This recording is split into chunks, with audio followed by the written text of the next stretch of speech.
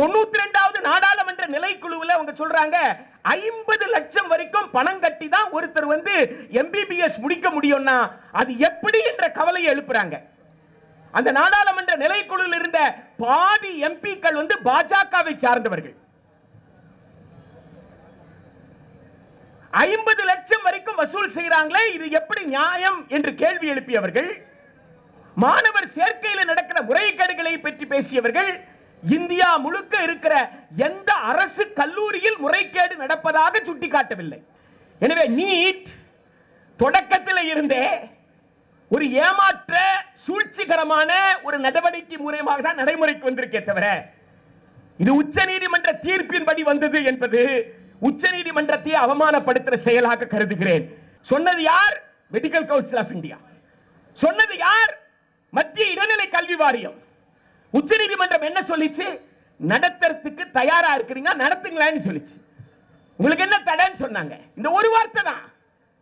இந்த ஒரு வார்த்தையை வைத்துக் கொண்டு நீட்டையே உச்சநீதிமன்றம் தான் கொண்டு வந்ததுன்னு சொல்றது எந்த வகையில நியாயமாக இருக்க முடியும்? இதோடு சேர்த்து மிக முக்கியமானது, இன்னைக்கு A1 அக்யூஸ்ட் நம்பர் 1 யாருன்னு கேட்டா national testing agency. National testing agency. அந்த ரெண்டு பதிலுக்கு யார் அந்த கேள்வி எழுதுறாங்களோ அவங்களுக்கு நான் 4 மார்க் முழுசா கொடுப்பேன்னு எந்த அடிப்படையில் சொன்னேன்? அப்ப யார் இங்க குற்றவாளி? இது முறைகேடு இல்லையா? ஒரு ஆட்டத்தை தொடங்குவதற்கு முன்பாக விதிகளை சொல்லுவீர்களா? ஆட்டம் முடிந்த பிறகு விதிகளை சொல்லுவீர்களா? உச்சநீதிமன்றத்தை தேவையில்லாமல் வம்புக்கு இழுக்கிறார்கள் என்பதற்கு கண்ணுக்கு தெரிந்த சாட்சி இந்த நேர மதிப்பீட்டுக்கு நேஷனல் டெஸ்டிங் ஏஜென்சி சொன்ன காரணம். என்ன காரணத்தை சொன்னாங்க? உச்சநீதிமன்ற உத்தரவின் அடிப்படையில் சொன்னாங்க. என்னடா அந்த உத்தரவு ஆராய்ச்சி செய்தா அது கிளாட்டுக்கு. இப்ப என்ன தகவல் வெளிவருகிறது? அந்த இழப்பீட்டு மதிப்பெண் கொடுத்தது தப்புதான் உச்சநீதிமன்றத்தின் முன்னாடி வந்து ஒத்துக்கிறாங்க. நேஷனல் ஆமா நாங்க தப்பு பண்ணிட்டோம். ஐயா, நீ தப்பு பண்ணிட்டு மாணவனை பழி வாங்குறியா? மாணவர்கள் வேணா ரீடெஸ்ட் எழுதலாம், இல்லன்னா கொடுத்த மதிப்பெண்ணை நான் எடுத்துப்பேன். அந்த மதிப்பெண் இல்லாமல் எது மதிப்பெண் அதுதான் மதிப்பெண். நீட்டை நடத்துற நேஷனல் டெஸ்டிங் ஏஜென்சியே முறைகேடு செய்திருக்கிறது. பாஜக முறைகேட்டுக்கு துணை போகும் அமைப்பு என்பதற்கு ஒரு முக்கியமான சான்று மரியாதைக்குரிய தர்மேந்திர பிரதான் அவர்கள். சந்தையின் சூழ்ச்சியாக, வணிகத்தின் சூதாட்டமாக உலாவரும் நீட்டை தடுத்து நிறுத்துவோம், அதை திரும்ப பெறு. தமிழ்நாடு அரசு 246 கூறின் கீழ் தனக்கு இருக்கிற உரிமையை நிலைநாட்டி சட்ட மசோதாவை நிறைவேற்றியிருக்கு. இந்தியாவில் இருக்கக்கூடிய தனியார் கல்லூரிகளில் மருத்துவ மாணவர் சேர்க்கையில் முறைகேடு நடக்கிறது என்பதுதான் அவர்களுடைய பிரதான கவலை. 92வது நாடாளுமன்ற நிலைக்குழுவில் அவங்க சொல்றாங்க 50 லட்சம் வரைக்கும் பணம் கட்டி தான் ஒருத்தர் வந்து MBBS முடிக்க முடியும்னா அது எப்படி என்ற கவலையை எழுப்புறாங்க. அந்த நாடாளுமன்ற நிலைக்குழுவில் இருந்த பாதி எம்பிக்கள் வந்து பாஜகவை சார்ந்தவர்கள். 50 லட்சம் வரைக்கும் வசூல் செய்கிறாங்களே, இது எப்படி நியாயம் என்று கேள்வி எழுப்பியவர்கள், மாணவர் சேர்க்கையில் நடக்கிற முறைகேடுகளை பற்றி பேசியவர்கள், இந்தியா முழுக்க இருக்கிற எந்த அரசு கல்லூரியில் முறைகேடு நடப்பதாக சுட்டிக்காட்டவில்லை. ஒரு ஆதாரத்தை கூட அவர்கள் சொல்லலை. எனவே அவர்கள் கவலை எல்லாம் தனியார் கல்லூரியில் நடக்கக்கூடிய நிர்வாக ஒதுக்கீட்டில் நடக்கிற முறைகேட்டை கட்டுப்படுத்துவது, கட்டண கொள்ளையை கட்டுப்படுத்துவது, அதுதான் பேராசிரியர் ரஞ்சித் ராய் சௌத்ரி கமிட்டியினுடைய கவலையாக இருந்தது, நாடாளுமன்ற நிலைக்குழுவின் கவலையாக இருந்தது. இந்த 2 அறிக்கையும் தான் உச்சநீதிமன்றத்திடம் வழங்கப்பட்டது. உச்சநீதிமன்றத்தில் இன்றைக்கு தேதி வரை 246வது அரசமைப்பு சட்டத்தின் கூறின் கீழ் அட்டவணை 7 பட்டியல் 3 வரிசை 25இல் அதிகப்படியான நீதிபதிகளை அமர்ந்த அமர்வு என்று சொன்னால் அது மாடல் டென்டல் காலேஜ் கேஸ் மட்டும்தான். இந்த தீர்ப்பை யாராவது மாற்ற வேண்டும் என்று சொன்னால் இந்த 5 நீதிபதிகளும் கூடுதலாக இருக்கக்கூடிய 7 அல்லது 9 நீதிபதிகளை கொண்ட அமர்வு தான் மாற்ற முடியும். அந்த மாடல் டென்டல் காலேஜ் கேஸ்ல ஒரு வார்த்தையை பயன்படுத்துறாங்க. 5 நீதிபதிகள்ல அங்க டிசென்ட் நோட்டே கிடையாது, கங்கரன்ட் ஜட்ஜ்மெண்ட் தான் வருவாங்க. அந்த ஜட்ஜ்மெண்ட்ல முக்கியமான வார்த்தை என்னன்னு கேட்டா, பொது நீட் என்கின்ற பொது நுழைவுத் தேர்வு விவாதத்திற்கு இருந்த காலகட்டம். நீட் என்ற பொது நுழைவுத் தேர்வு நடைமுறைக்கு வந்து ஒன்றிய அரசிற்கும் மாநில அரசிற்கும் முரண்பாடு வருமையானால் அந்த முரண்பாடு இந்திய அரசமைப்பு சட்டத்தின் கூறு 254 கீழ் தீர்த்து கொள்ள முடியும் என்று சொல்லியிருக்கிறார்கள். அது குறித்து நாங்கள் அதிகமாக விவரிக்க வேண்டிய அவசியம் இல்லை என்று சொல்லியிருக்கிறார்கள்.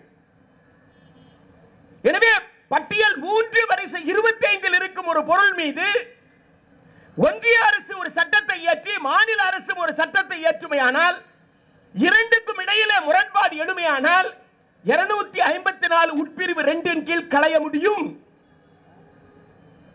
செக்ஷன் 10 கொண்டு வந்தாங்க. மாடல் டென்டல் காலேஜ் கேஸ் தீர்ப்பு வந்திருக்கு. இதற்கெல்லாம் பிறகுதான் நேஷனல் மெடிக்கல் கமிஷன் பில்லுக்கு தயார் பண்றாங்க. அந்த நேஷனல் மெடிக்கல் கமிஷன் பில்லுக்கு அப்ரூவல் வாங்குறதுக்கு ஸ்டாண்டிங் கமிட்டிக்கு போகுது, நிலைக்குழுக்கு போகுது. அந்த நிலைக்குழுவுடைய 109வது அறிக்கை எடுத்து படிங்க.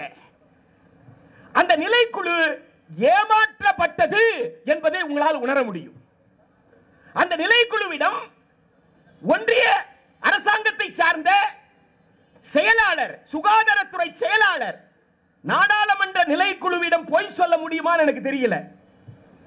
நாடாளுமன்ற நிலைக்குழுவிடம் ஒன்றிய செயலாளர் சொல்றாரு, நீட் நடைமுறைக்கு வந்து எந்த விதமான பிரச்சனை இல்லாம வெற்றிகரமாக 2 வருஷமா நடைமுறையில் இருக்குன்னு சொல்றார். தமிழ்நாட்டில் 2 மசோதாக்கள் அந்த காலகட்டத்தில் நிறைவேற்றப்பட்டு குடியரசுத் தலைவர் ஒப்புதலுக்கு போயிருக்கு. அது நாடாளுமன்ற நிலைக்குழுவுடைய கவனத்திற்கு கொண்டு செல்லப்படல. தமிழ்நாட்டில் பல்வேறு போராட்டங்கள், இந்தியாவில் பல மாநிலங்களும் பல்வேறு போராட்டங்கள், பல்வேறு குளறுபடிகள், கிரிமினல் வழக்கு பதிவு செய்யப்பட்டிருக்கிறது. நீட்ல நடந்த முறைகேட்டு தொடர்பாக கிரிமினல் வழக்கு பதிவு செய்யப்பட்டிருக்கு. இது எதை பற்றியுமே நாடாளுமன்ற நிலைக்குழுவுக்கு சொல்லாம தான் 109வது அறிக்கையை பெற்றார்கள். எனவே நாடாளுமன்ற நிலைக்குழு ஏமாற்றப்பட்டுதான் 109வது அறிக்கை பெறப்பட்டது. அதுலதான் கள்ளக்குறிச்சி நாடாளுமன்ற உறுப்பினர் மருத்துவர் காமராஜ் உடைய டிசென்ட் நோட் இருக்கும். தமிழ்நாட்டில் இருந்து இருந்த அந்த மருத்துவர் காமராஜ் தன்னுடைய மாற்று கருத்தை இங்க பதிவு செய்தார். நீட் என்பது எப்படிப்பட்ட அநியாயமான ஒரு தேர்வு என்பது, மாநில அரசினுடைய உரிமை எப்படி படிக்கிறது என்றையும் அவர் வந்து அதில் பதிவு செய்திருப்பார். எனவே நீட் தொடக்கத்தில் இருந்தே ஒரு ஏமாற்ற சூழ்ச்சிகரமான ஒரு நடவடிக்கை மூலமாக தான் நடைமுறைக்கு வந்திருக்கே தவிர, இது உச்ச நீதிமன்ற தீர்ப்பின்படி வந்தது என்பது உச்ச நீதிமன்றத்தை அவமானப்படுத்துகிற செயலாக கருதுகிறேன். ஏனென்றால் நாடாளுமன்ற நிலைக்குழுவுடைய அறிக்கையை ஏற்ற மாடல் டென்டல் காலேஜ் வழக்கில் உச்ச நீதிமன்றம் வல்லுநர் குழுவை பரிந்துரையை அரசு பரிசீலிக்க வேண்டும் சொன்னாங்க. வல்லுநர் குழுவின் அறிக்கையை பரிசீலிங்கன்னு சொன்னாங்க. நீட்ட நடைமுறைப்படுத்துங்கன்னு சொல்லல. உச்ச நீதிமன்றம் சொல்ல ஒவ்வொரு விஷயத்தையும் ஒன்றிய அரசு தனக்கு சாதகமாக பயன்படுத்துகிறது என்பதற்கு மிக முக்கியமான சாட்சி 2 உண்டு. உங்களுக்கு 2016 சங்கல்ப் தொடர்ந்த வழக்குல நீட்ட நடைமுறைப்படுத்தணும், நீங்க தான் வந்து ஜட்ஜ்மெண்ட் திரும்ப பெற்றுட்டீங்களே, அப்புறம் இன்னும் ஏன் நீட்ட நடைமுறைப்படுத்தாம இருக்கிறாங்க என்று உச்சநீதிமன்றத்தை பார்த்து சங்கல் சார்பாக கேள்வி எழுக்கும் பொழுது, அன்றைக்கு இருந்த மெடிக்கல் கவுன்சில் ஆஃப் இந்தியாவும் அன்னைக்கு இருந்த சிபிஎஸ்இ அவங்க தான் வந்து நீட் அன்றைக்கு நடத்திட்டு இருந்தாங்க. 2 பேரும் வந்து நாங்கள் நடத்துவதற்கு தயார் என்று சொன்னார்கள். சொன்னது யார்? Medical Council of India. சொன்னது யார்? மத்திய இடைநிலை கல்வி வாரியம். உச்சநீதிமன்றம் என்ன சொல்லிச்சு? நடத்துறதுக்கு தயாரா இருக்கிறீங்க, நடத்துங்களேன்னு சொல்லிச்சு. உங்களுக்கு என்ன தடைன்னு சொன்னாங்க. இந்த ஒரு வார்த்தை தான். இந்த ஒரு வார்த்தையை வைத்துக் கொண்டு நீட்டையே உச்ச நீதிமன்றம் தான் கொண்டு வந்ததுன்னு சொல்றது எந்த வகையில் நியாயமாக இருக்க முடியும்? கொஞ்சம் யோசித்து பாருங்கள். இப்பொழுது என்ன நடந்தது? இப்பொழுது என்ன நடந்தது? கடந்த 5 ஆண்டு காலமாக ஆண்டுக்காண்டு தேர்வர்கள், தேர்வு நடத்தும் மையம், பயிற்சி மையம் இந்த 3 பேரும் கூட்டு சேர்ந்து பல்வேறு முறைகேடுகளில் ஈடுபட்டார்கள். இதுதான் கடந்த காலத்தில் புகார்.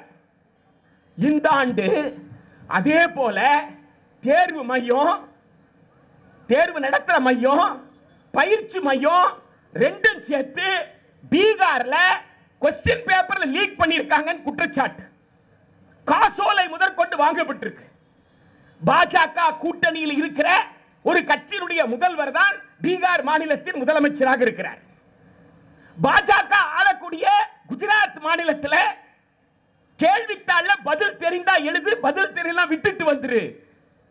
கேள்வித்தாளை தேர்வர் கொடுத்ததுக்கும் கேள்வித்தாள் மையத்திலிருந்து வெளியிலே போவதற்கும் இடையில இருக்கிற இடைவெளியில சரியான கேள்விகளுக்கான பதில, சரியான கேள்விகளுக்கான சரியான பதில நாங்க நிரப்பிக்கிறோம். அதற்கு பேரம். இதெல்லாம் தேர்வர்கள் சைடுல, கேண்டிடேட் சைடுல இருந்து. இதோடு சேர்த்து மிக முக்கியமானது, இன்னைக்கு A1 அக்யூஸ்ட் நம்பர் 1 யாருன்னு கேட்டா நேஷனல் டெஸ்டிங் ஏஜென்சி.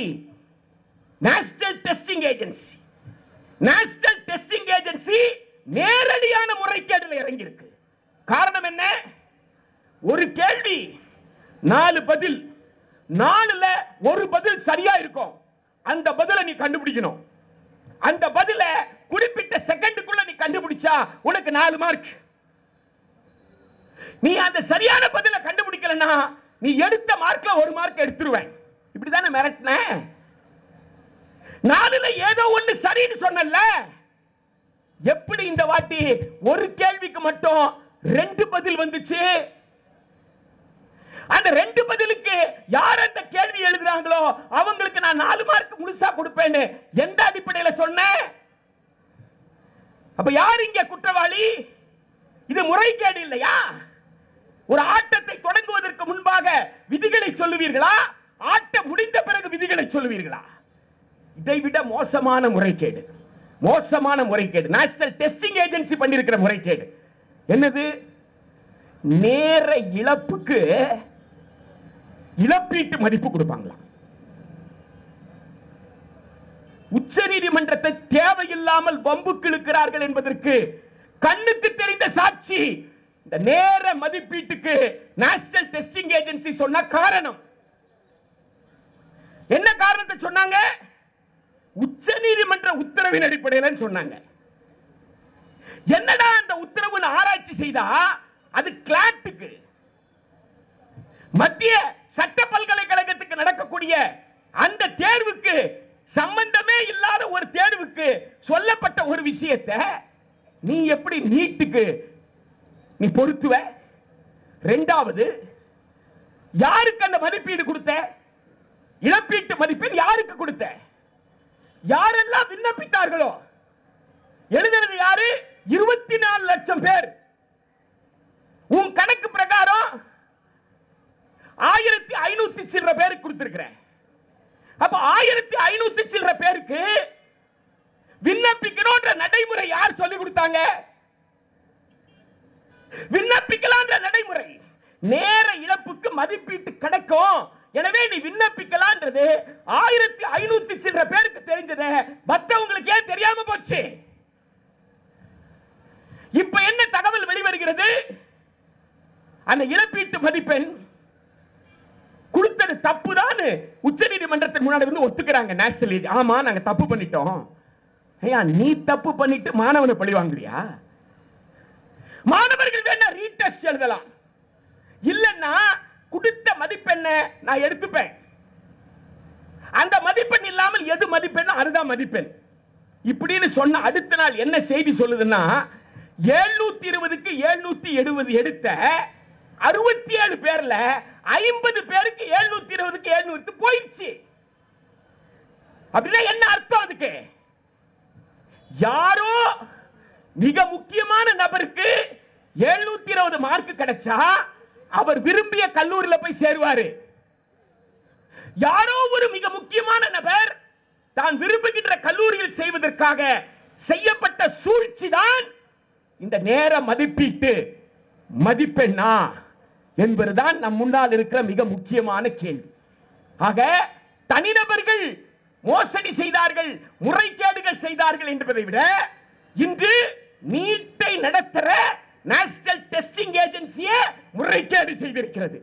பாஜக முறைகேட்டுக்கு துணை போகும் அமைப்பு என்பதற்கு ஒரு முக்கியமான சான்று மரியாதைக்குரிய தர்மேந்திர பிரதான் அவர்கள்.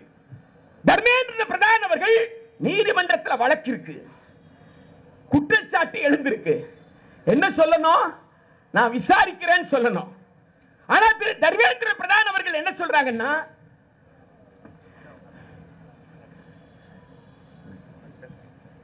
தர்மேந்திர பிரதான் அவர்கள் என்ன சொல்றாங்கன்னு கேட்டா, நேஷனல் டெஸ்டிங் ஏஜென்சி, தேசிய தேர்வு முகமை தவறு செய்வதற்கு வாய்ப்பில்லாத அமைப்பா. ஏன்னா கடவுள் அவதாரம் உருவாக்குறது இல்ல நேஷனல் டெஸ்டிங் ஏஜென்சி.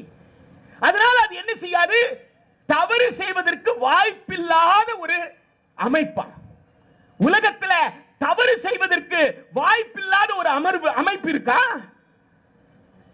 உச்ச நீதிமன்றம் நீட்டின் புனிதமே கெட்டுவிட்டது என்று அலறிய பிறகு 2 நாள் கழித்து திரு தர்மேந்திர பிரதான் அவர்கள் திரும்பவும் சொல்றாரு, ஆமா 2 வகையான தப்பு நடந்திருக்கு, அதை நாங்க விசாரிப்போம், யாரு தவறு செய்தாலும் விட மாட்டேன். திரு தர்மேந்திர பிரதான் அவர்களே, திரு மோடி அவர்கள் தலைமையில் இருக்கிற அரசு தான் தவறு செய்திருக்கிறது.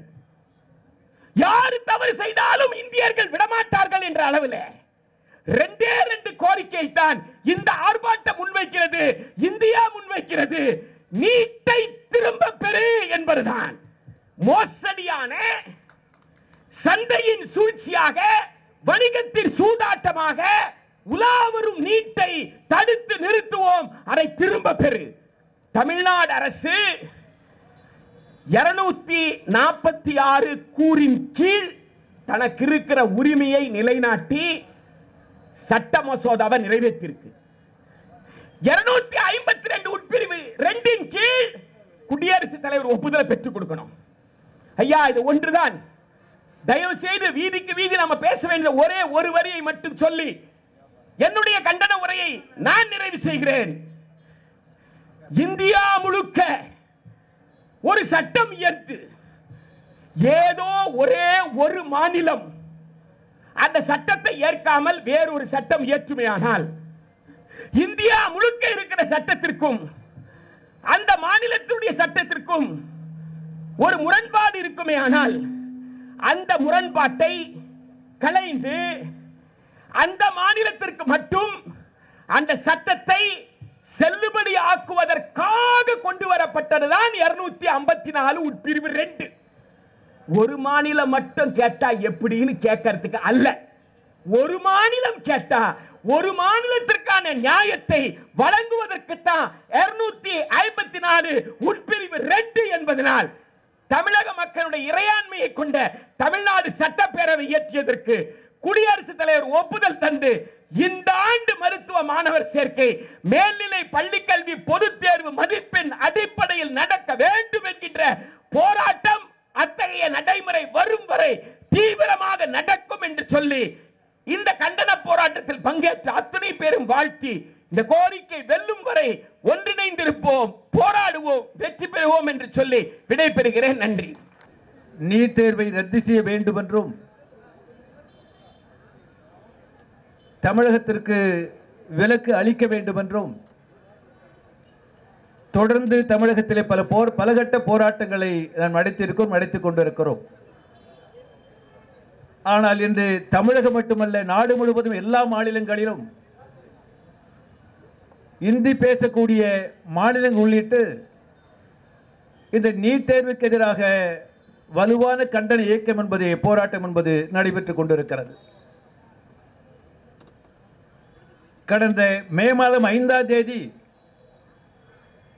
23 லட்சத்துக்கும் மேற்பட்ட மாணவர்கள் நீட் தேர்வு எழுதியிருக்கிறார்கள். ஜூன் மாதம் 4ஆம் தேதி அன்று நாடாளுமன்ற தேர்தல் முடிவு அறிவிக்கப்பட்ட அதே தேதியில் தான் நீட் தேர்வினுடைய முடிவுகளும் அறிவிக்கப்பட்டது. மூன்றாவது முறையாக மோடி தலைமையில் ஒரு மைனாரிட்டி ஆட்சி அங்கே பொறுப்பேற்ற பிறகு கடந்த 2 வாரங்களில் நாம் எத்தகைய சூழலை சந்தித்துக் கொண்டிருக்கிறோம்? 10 ஆண்டுகளுக்கு முன்னதாக ஒரு கூட்டத்திலே பேசியதற்காக புகழ்மிக்க எழுத்தாளர் அருந்ததி ராய் மீது அவரை பயங்கரவாத தடுப்பு சட்டத்தில் கைது செய்ய வேண்டும் என்று மத்திய அரசாங்கம் முடிவெடுத்திருக்கிறது. சமூக வலைதளத்தில் தவறான செய்திகள் வெளியிடப்பட்டால் அதனுடைய உண்மைத்தன்மையை கண்டறிந்து நாட்டுக்கு எடுத்துரைக்கக்கூடிய ஆல்ட்லீஸனுடைய அந்த இணையதள அந்த நடத்தக்கூடிய அந்த நிறுவனர் ஜுபைர் மீது நடவடிக்கை எடுக்க வேண்டும் என்று மத்திய அரசாங்கம் முடிவெடுத்திருக்கிறது. உங்களுக்கெல்லாம் தெரியாதல்ல, தேர்தல் முடிவு அறிவிக்கப்பட்ட சில தினங்களுக்குள்ளாகவே சத்தீஸ்கர் மாநிலத்தில் மாட்டிறைச்சியை கடத்திச் சென்றதாக கூறி 2 இஸ்லாமியர்களை சங் பரிவார அமைப்பை சார்ந்தவர்கள் அடித்து படுகொலை செய்திருக்கிறார்கள். இப்போது மணிப்பூர் எரிந்து கொண்டிருக்கிறது. நான் சுட்டிக்காட்ட விரும்புவதெல்லாம், ஒரு மைனாரிட்டி அரசாக இருந்தாலும், பாஜக உறுப்பு எண்ணிக்கை குறைக்கப்பட்டிருந்தாலும், மோடி எந்த பாடமும் கற்றுக்கொள்ளவில்லை. தொடர்ந்து பாசிசத்தன்மை கொண்ட ஆட்சி தொடர்ந்து கொண்டிருக்கிறது. நாம் எச்சரிக்கையாக இருக்க வேண்டிய தருணம் இது என்பதை நான் இங்கே சுட்டிக்காட்ட கடமைப்பட்டிருக்கிறேன். இன்று உலக புகழ் பெற்ற எழுத்தாளர் மேக்சிம் கார்கினுடைய நினைவு நாள். ஹிட்லர் பாசிசத்தை எதிர்த்து உலகமே போராடுகிற போது எழுத்தாளர் கலைஞர்களுக்கு மேக்சிம் கார்கி ஒரு கேள்வி எழுப்பினார். எழுத்தாளர்களே, கலைஞர்களே, போராளிகளே, நீங்கள் யார் பக்கம் என்று ஒரு கேள்வி எழுப்பினார். அந்த மகத்தான எழுத்தாளர் நினைவு நாள் என்று நான் மீண்டும் சொல்ல விரும்புகிறேன். நாம் மக்கள் மத்தியில் எழுப்ப வேண்டிய கேள்வி, நீங்கள் யார் பக்கம்? எதேச்சிகார சர்வாதிகார ஆட்சி நடத்தக்கூடிய அந்த மோடியின் பக்கமா? அந்த மோடி எதிர்த்து போராடக்கூடிய மக்களின் பக்கமா என்று கேள்வி எழுப்பக்கூடிய நிலைமை என்பது மீண்டும் உருவாகி உள்ளது என்பதை நான் இங்கே சுட்டிக்காட்ட கடமைப்பட்டிருக்கிறேன். இந்த பின்னணியில் தான் ஜூன் மாதம் 4ஆம் தேதி தேர்தல் முடிவு வெளியாகிறது. அதே நேரத்தில் இந்த நீட் தேர்வுடைய முடிவும் வெளியாகிறது. ஒரு 10 மாணவர்கள் தேர்வில் குளறுபடி ஏற்பட்டிருக்கிறது, தவறு நடந்திருக்கிறது, அதை திருத்த வேண்டும் உச்சநீதிமன்றத்தில் மனு செய்கிறார்கள். அடுத்து செய்தி வருகிறது, ராஜஸ்தான், பீகார் மாநிலத்தில் நேற்று நீட் தேர்வுக்கான அந்த வினாத்தாழ்வு கசிவு ஏற்பட்டிருக்க முறைகேடு நடந்திருக்கிறது என்ற செய்தி வருகிறது. அடுத்த ஒரு செய்தி வருகிறது, தேசிய தேர்வு முகமை சொல்லுகிறார்களே, ஒரு 1523 நீட் தேர்வு எழுதிய மாணவர்களுக்கு கிரேஸ் மார்க் அல்ல, ஃப்ராட் மார்க்,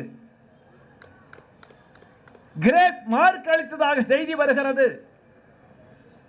தொடர்ந்து ஒவ்வொன்றாக அந்த குளறுபடி என்பது செய்தி வெளியாகிக் கொண்டிருக்கிற போது புதிதாக பொறுப்பேற்ற அமைச்சர் என்ன சொல்லுகிறார்? எந்த தவறு நடக்கலீங்க, தேர்வு நடத்திய அந்த தேசிய நேஷனல் டெஸ்டிங் ஏஜென்சி அந்த முகமை என்ன சொல்கிறது? எந்த தவறு நடக்கலீங்க. நண்பர்களே, அந்த மாணவர்கள் தொடுத்த வழக்கு விசாரணை என்பது இன்று உச்சநீதிமன்றத்தில் வந்தது. அந்த வழக்கை விசாரித்த, இது வெக்கேஷன் ஹாலிடே, அந்த வழக்கை விசாரித்த 2 நீதிபதிகள் சொன்னதை நான் இங்கே படித்து காட்ட விரும்புகிறேன். வழக்கு தொடர்ந்து நடைபெற்றுக் கொண்ட நீதிபதி என்ன சொல்லுகிறார்கள்? even if there is 0.001% negligence, 0.001, அந்த 0.1% negligence on the part of anyone, it should be dealt with thoroughly. It should dealt with thoroughly. ஒரு 0.001 தவறு நடந்திருந்தால் கூட அது யார் செய்திருந்தாலும் உறுதியான நடவடிக்கை எடுக்க வேண்டும் என்று உச்சநீதிமன்றம் சொல்லி இருக்கிறது. மேலும் சொல்லி அந்த நீதிபதிகள் சொல்லி இருக்கிறாங்க, இமேஜின், யோசிச்சு பாருங்க, a situation where a person who has played fraud on the system has become a doctor, he is more deleterious towards society. fraud மோசடியாக செய்து ஒரு தேர்வில் வெற்றி பெற்று அவர் டாக்டராக வந்தால் ஒட்டுமொத்த சமூகத்திற்கு ஒரு மிகப்பெரிய கேடாக, தீங்காக இருப்பார்கள். உடனடி நடவடிக்கை எடுக்க வேண்டும் என்று உச்சநீதிமன்றம் சொல்லி இருக்கிறது.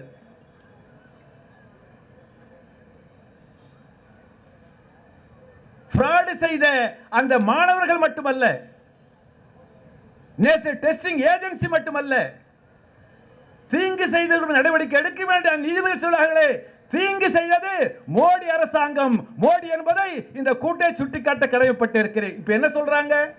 ஒண்ணுமே நடக்கல, எது தவறும் நடக்கல, எல்லாம் சரியா நடந்தது. அடுத்தாக நிர்பந்தம் வருகிற போது அந்த 1521 மாணவர்களுக்கு அளிக்கப்பட்ட அந்த கிரேஸ் மார்க்கை அதை ரத்து பண்றாங்க, நடவடிக்கை எடுப்பதாக சொல்றாங்க. நண்பர்களே, இன்று நாடு முழுவதும் இங்கே உரையாற்றியார்களே, உத்தரப்பிரதேசம் உள்ளிட்டு டெல்லி மாநிலம் விட்டு பல மாநிலங்களில் இந்த நீட் தேர்வு வேண்டாம் என்ற முழக்கம் என்பது அங்கு ஓங்கி ஒளிந்து கொண்டிருக்கிறது. இந்த பின்னணியில் தமிழகத்தில் இத்தகைய மகத்தான இயக்கத்தை நடத்திக் கொண்டிருக்கிறோம். இங்கே முழக்கமிடுகிற போது மாணவர்கள் 2 வகையான முழக்கத்தை எழுப்பினார்கள். நீட் தேர்வை ரத்து செய்யுங்கள், நீட் தேர்வு கூடாது, நுழைவுத் தேர்வு கூடாது. ஆனால் அடுத்து மாற்று முழக்கம் எழுப்பப்பட்டிருக்கிறது. தமிழகத்திற்கு விலக்கு அளிக்க வேண்டும் நிறைவேற்றப்பட்ட அந்த சட்டம் இருக்கிறது, அந்த சட்டத்திற்கு ஒப்புதல் அளிக்க வேண்டும், தமிழகத்திற்கு விலக்கு அளிக்க வேண்டும் என்ற அந்த முழக்கத்தை எழுப்பியிருக்கிறார்கள். அதை பற்றி நான் இங்கே விளக்க விரும்புகிறேன். அவசர காலத்தில் கல்வி என்பது அங்கே சென்ட்ரலிஸ்ட் மத்திய அந்த பகுதிக்கு சென்று விட்டது. கன்கரண்ட் லிஸ்டா மாத்தினாங்க கல்வியை. அதற்கு முன்னதாக கல்வி என்பது மாநில அரசுகளுடைய உரிமையுடைய பட்டியலே இருந்தது. அது பொதுப்பட்டியலுக்கு சென்ற பிறகும் கூட அந்த பொதுப்பட்டியல் பிரச்சனை வருகிற போது அந்த கல்வியில் மத்திய அரசாங்கம் சட்டம் இயற்றலாம், மாநில அரசும் சட்டம் இயற்றலாம். அதுதான் பொதுப்பட்டியல். மத்திய அரசாங்கம் சட்டம் இயற்றி, மாநில அரசு சட்டம் இயற்றி, அதன் முரண்பாடு ஏற்பட்டால், ஒத்திசைவில்லை என்றால் மத்திய அரசாங்கத்தின் சட்டம் தான் அது அமலாக்கப்படும் என்பது அரசு சட்டம் சொல்லுகிறது. ஆனால் நான் உங்களுக்கு விளக்க விரும்புகிறேன், பல ஆண்டுகளுக்கு முன்னதாக தமிழகத்தில் ஜல்லிக்கட்டு விளையாட்டை தடை செய்யக்கூடாது, அது எங்களுடைய அடிப்படை உரிமை, எங்களுடைய பண்பாட்டு உரிமை, அதற்கு விலக்கு அளிக்க வேண்டும் என்று போராட்டம் நடைபெற்றது. ஒருவர் அல்ல, இருவர் அல்ல, அந்த மெரினா கடற்கரை கிட்டத்தட்ட ஒரு 10 லட்சம் இளைஞர்கள் ரொம்ப அமைதியா போராடினாங்க.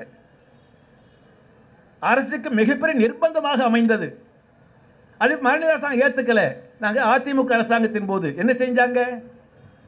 அந்த விலங்கு பாதுகாப்பு, விலங்கு பராமரிப்பு என்பது மத்திய சட்டத்தினுடைய அந்த தொகுப்பில் இருந்தால் கூட மாநிலங்கள் சட்டம் இயற்றலாம், மாநிலத்தை விதிவிலக்கு அளிக்கலாம் என்ற அந்த அடிப்படையில் இங்கே சட்டமன்றத்திலே ஏகமனதாக அங்கே சட்டம் நிறைவேற்றப்பட்டு மத்திய அரசு அனுப்பிய பிறகு அந்த சட்டத்திற்கு ஒப்புதல் அளிக்க வேண்டும் லட்சோபட்ச போராடிய பிறகு மத்திய அரசாங்கம் அது ஒப்புதல் அளிக்கவில்லையா? அந்த பிரச்சனை கன்கரண்ட் லிஸ்ட் இருந்தது, பொதுப்பட்டியல் இருந்தது. மத்திய அரசாங்கம் சட்டம் ஏற்றலாம், மாநில அரசு சட்டம் ஏற்றலாம். அப்படி வருகிற போது மாநில அரசு நிறைவேற்றிய அந்த சட்டத்தின் அடிப்படையில் ஜல்லிக்கட்டு விளையாட்டுக்கு மத்திய அரசு ஒப்புதல் அளித்ததே நான் மோடி அரசாங்கத்தை கேட்டுக்கொள்ள கடமைப்பட்டு இருக்கிறேன். இங்கே ஆசிரியர் தீக்காத்த வீரமணியர்கள் எழுதிய பிரசுரம் என்பது இங்கே விற்பனைக்கு வந்திருக்கிறது. அதிலே ஒரு பத்தியை படித்து பார்த்தேன். இன்றைய பிரதமர் மோடி அவர்கள் குஜராத் மாநில முதலமைச்சராக இருந்தபோது அங்கே அந்த பாஜக மாநில அரசின் சார்பாக மத்திய அரசாங்கம் எழுதிய கடிதத்தை என்ன சொல்லுகிறார்? குஜராத் மாநில அரசாங்கம் இந்த நீட் தேர்வை ஏற்றுக்கொள்ளவில்லை, முற்றாக நிராகரிக்கிறோம். எங்கள் அரசின் சார்பாக மத்திய அரசாங்கம் கடிதம் எழுதியிருக்கிறோம். மோடி அவர்களே, அன்னைக்கு கடிதம் எழுதினீங்களே நீட் வேண்டாம்னு, இப்போ நீங்க இங்க ஆட்சிக்கு வந்த பிறகு அந்த நீட் தேர்வை கட்டாயமாக எல்லாம் அமலாக்க சொல்லுகிறீர்களே. இங்கே தமிழக அரசின் சார்பாக தமிழக மக்கள் சார்பாக பாஜக தவிர ஆளுங்கட்சி எதிர்கட்சி கட்சி வித்தியாசம் இல்லாமல் சட்டம் நிறைவேற்றப்பட்டிருக்கிறது.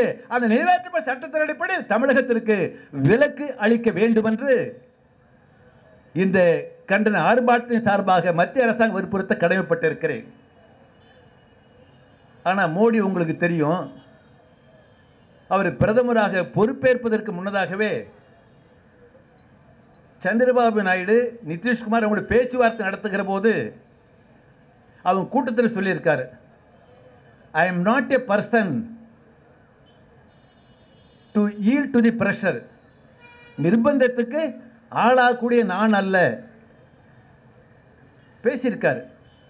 இங்கே மார்க்சிஸ்ட் கம்யூனிஸ்ட் கட்சி சார்பாக சொல்ல விரும்புகிறேன், மேலே இருக்கக்கூடிய இயக்கங்களை சார்பாக சொல்ல விரும்புகிறேன்.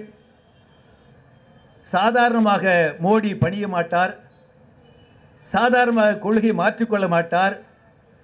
ஓராண்டுக்கு மேல விவசாயிகள் ஒன்று திரண்டு ஓராண்டுக்கு வரலாற்று சிறப்புமிக்க போராட்டத்தை விவசாயிகள் நடத்தினார்களே. கடந்த 76 ஆண்டுகள் சுதந்திர ஆட்சியில் மத்திய அரசு கொண்டு வந்த சட்டத்தை திருத்துவதில்ல, அந்த வாபஸ் வாங்கப்பட்ட வரலாறு என்பது விவசாயிகள் போராட்டத்தை சாரிமல் சொல்லுகிற போது மோடி அரசாங்கத்தை பணி வைப்பதற்காக எங்களுக்கு நீட் வேண்டாம் என்பது முதல் முழக்கம். அடுத்த தமிழகத்திற்கு விலக்கு அளிக்க வேண்டும், இரண்டாம் முழக்க அடிப்படையில் விலக்கு அளிக்க வேண்டும் என்று நடக்கக்கூடிய ஆர்ப்பாட்டம் மட்டுமல்ல, ஜல்லிக்கட்டு எத்தகைய போராடிய மகத்தார பாடத்தை நடத்துவதற்கு நாம் தயாராக வேண்டும் என்று கேட்டுக்கொண்டு ஒரு நிறைவு செய்கிறேன். நன்றி, வணக்கம்.